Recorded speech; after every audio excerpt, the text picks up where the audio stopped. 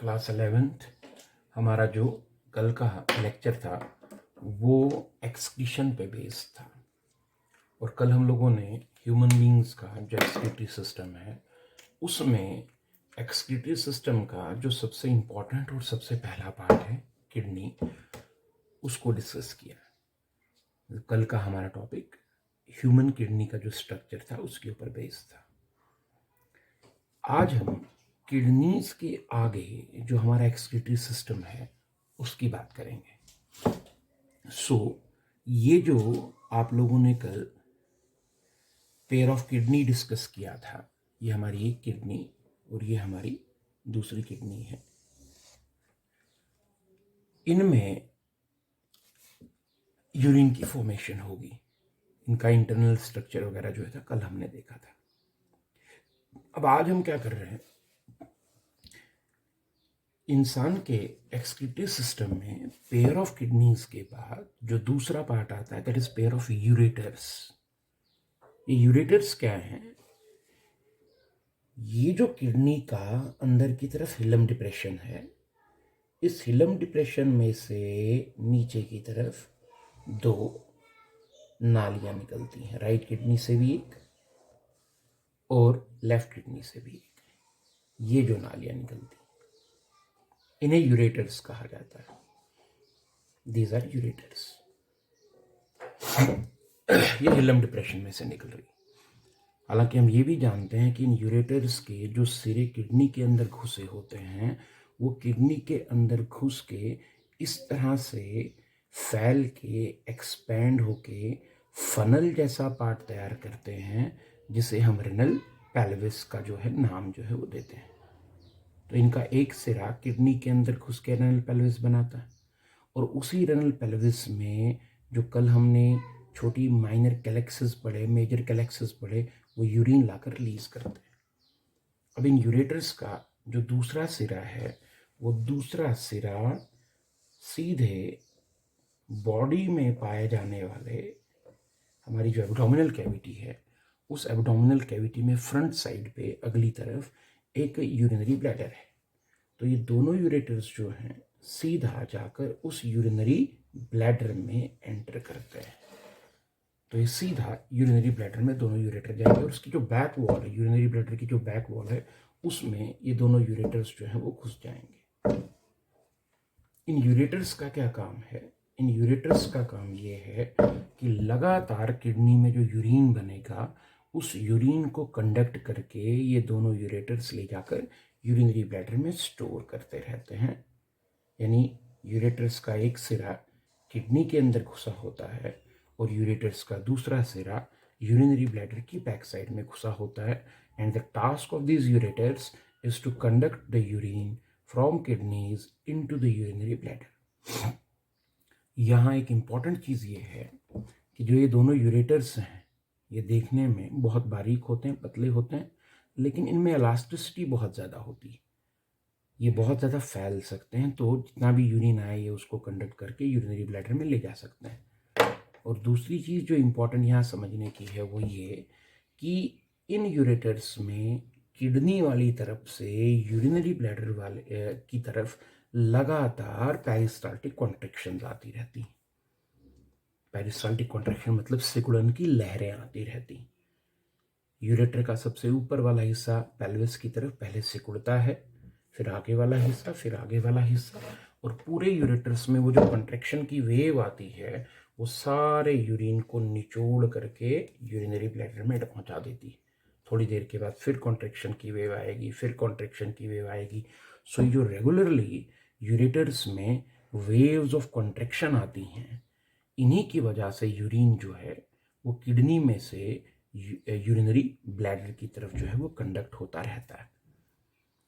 यानी इसमें कोई फर्क नहीं पड़ता कि इंसान सीधा खड़ा हो या लेटा हो, यूरिन ने किडनी से यूरिनरी ब्लैडर में ही जाना है। कभी भी यूरिन यूरिनरी ब्लैडर से वापस किडनी की तरफ नहीं आएगा, because the conduction of urine through these ureters is not a passive process. It is actively performed by the peristaltic contractions in these ureters.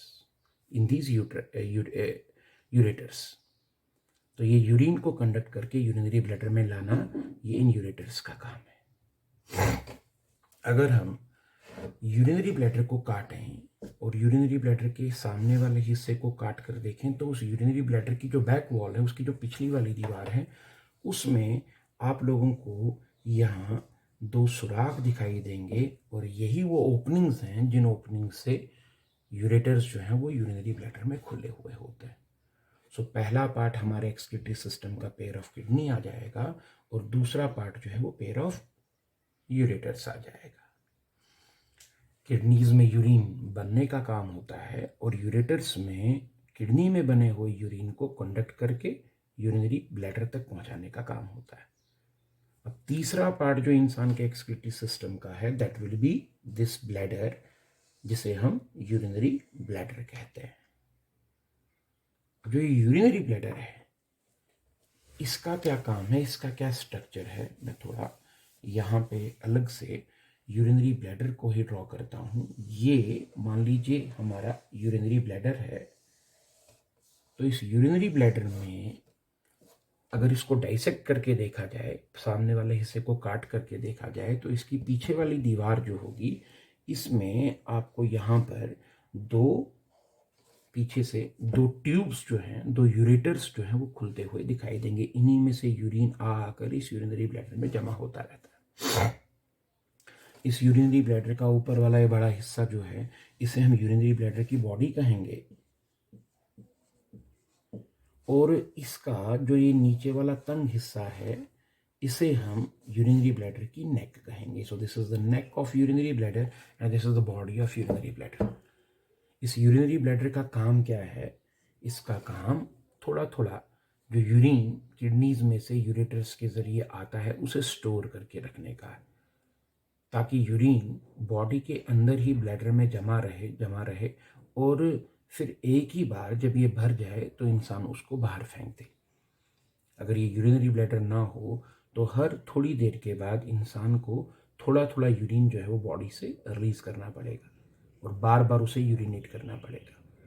तो इंसान को बार बार यूरिनेट ना करना पड़े और बहुत टाइम के बाद जब ये पूरा भर जाए तो एक ही बार में वो इस यूरिन को बॉडी से बाहर फेंक सके, ये काम इस यूरिनरी ब्लैडर की वजह से होता है। अब यूरिनरी ब्लैडर जो है ये काफ़ी ज़्यादा स्ट्रेचेबल है, इलास्टिक है, फैलता है। इसकी जो वॉल होती है उस वॉल में काफ़ी ज़्यादा फैलने वाली स्किन होती है, जिसे हम लोग, ये जो फैलने वाली स्किन है, हम ट्रांजिशनल एपिथेलियम कहते हैं। ये काफ़ी ज़्यादा फैलता है। एक और चीज़ जो इस यूरिनरी ब्लैडर की वॉल में होती है, उन्हें हम लोग स्ट्रेच रिसेप्टर्स कहते हैं। तो यूरिनरी ब्लैडर की वॉल में स्ट्रेच रिसेप्टर्स पाए जाते हैं और इस यूरिनरी ब्लैडर की वॉल में एक मसल भी पाई जाती है जिसे डिट्यूसर मसल कहा जाता है। सो 2 इंपॉर्टेंट चीज़ें जो यूरिनरी ब्लैडर की दीवारों में पाई जाएंगी, वो एक स्ट्रेच रिसेप्टर है और दूसरा डिट्यूसर मसल है। स्ट्रेच रिसेप्टर्स का क्या काम है कि जब यूरिनरी ब्लैडर में लगातार यूरिन भरता रहता है और यूरिनरी ब्लैडर फैलता रहता है तो इसकी दीवारों में एक खिंचाव पैदा होता है। जब वो खिंचाव एक हद से ज़्यादा हो जाता है तो ये स्ट्रेच रिसेप्टर्स जो हैं ये स्टिमुलेट हो जाते हैं और ये हमारे ब्रेन को सिग्नल भेजते हैं। ब्रेन को जब सिग्नल मिलता है तो फिर ब्रेन वहाँ से वापस सिग्नल जो है, नर्व इम्पल्स जो है, इस डिट्यूसर मसल को भेजता है और ये डिट्यूसर मसल फिर सिकुड़ना शुरू करती है और जब डिट्यूसर मसल सिकुड़ना शुरू करती है तो यूरिनरी ब्लैडर जो है वो सिकुड़ता है, जिससे ब्लैडर के अंदर का यूरिन प्रेशर के साथ बॉडी से बाहर निकलना शुरू करता है। यूरिनरी ब्लैडर की नेक में स्फिंक्टर्स पाए जाते हैं, सर्कुलर मसल्स पाई जाती हैं जो इसके मुंह को, इसके नेक को बंद करके रखते हैं। इनमें अगर मेल की बात करें तो मेल में यहाँ पर 2 स्फिंक्टर्स पाए जाते हैं, 1 और 2। ये पहले वाला स्फिंक्टर प्रॉक्सिमल स्फिंक्टर और बाद वाला स्फिंक्टर डिस्टल स्फिंक्टर कहलाता है। जबकि फीमेल में 2 की बजाय एक ही स्फिंक्टर होता है। जब यूरिन को बाहर रिलीज करना हो तो प्रॉक्सिमल स्फिंक्टर जो है वो यूरिन के यूरिनरी ब्लैडर के कॉन्ट्रैक्शन से जो यूरिन का प्रेशर डेवलप होगा उस प्रेशर की वजह से प्रॉक्सिमल स्फिंक्टर खुद ही खुल जाता है। जबकि डिस्टल स्फिंक्टर जो कि वॉलेंटरी है, हमारे बस में है, उसे हम अपनी मर्जी से बंद करके रखते हैं। जब तक हम उसे रिलैक्स नहीं करेंगे तब तक यूरिन बॉडी से बाहर नहीं आएगा। फीमेल में सिर्फ और सिर्फ एक ही स्फिंक्टर पाया जाता है जो उनके काबू में होता है, फीमेल के काबू में होता है, उसे वो एक वॉलेंटरी स्फिंक्टर है। तो मेल में एक इनवॉलेंटरी स्फिंक्टर और एक वॉलेंटरी स्फिंक्टर है, जबकि फीमेल में खाली एक ही वॉलेंटरी स्फिंक्टर है। इनवॉलेंटरी स्फिंक्टर जो होता है वो प्रेशर डेवलप होते ही खुद ही खुल जाता है, और जो वॉलेंटरी स्फिंक्टर है उसे हम अपनी मर्जी से, अपने विल पावर से कुछ देर के लिए बंद करके रख सकते हैं। This is the structure of urinary bladder. और यूरिनरी ब्लैडर की जो नेक है, इसमें से फिर बाहर के लिए जो ट्यूब निकलती है जिसके थ्रू यूरिन बॉडी से बाहर जाता है, उस ट्यूब को हम यूरेथ्रा कहते हैं। This is called urethra. इसी यूरेथ्रा के थ्रू यूरिन जो है वो बॉडी से बाहर निकलेगा।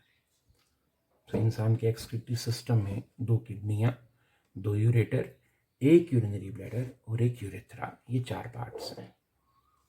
यूरेथ्रा फीमेल में लेंथ में छोटा होता है और मेल का यूरेथ्रा लेंथ में बड़ा होता है। फीमेल का यूरेथ्रा जो है उसमें से खाली यूरिन चलता है तो यूरिनरी पैसेज है।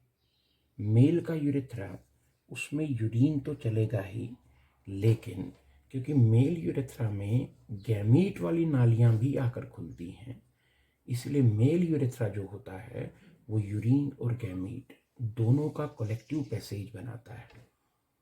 इसलिए मेल यूरेथ्रा यूरिनोजेनाइटल पैसेज बनाता है। वो यूरिन और गैमीट दोनों के बाहर जाने का रास्ता है। और फीमेल यूरेथ्रा सिर्फ यूरिनरी पैसेज बनाता है, उसमें गैमीट वाली नाली नहीं खुलती है।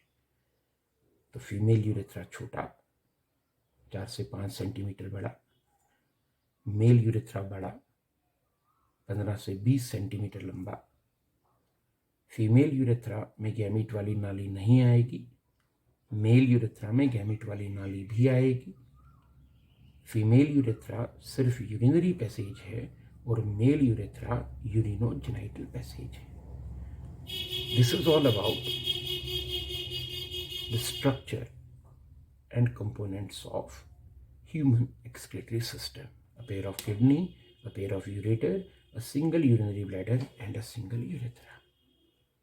अब हमारा जो कल का टॉपिक होगा that will be nephron. Kidney के अंदर जो स्ट्रक्चरल और फंक्शनल यूनिट है जिसे नेफ्रॉन कहा जाता है, उसका स्ट्रक्चर, उसकी बनावट जो है हम लोग कल देखेंगे।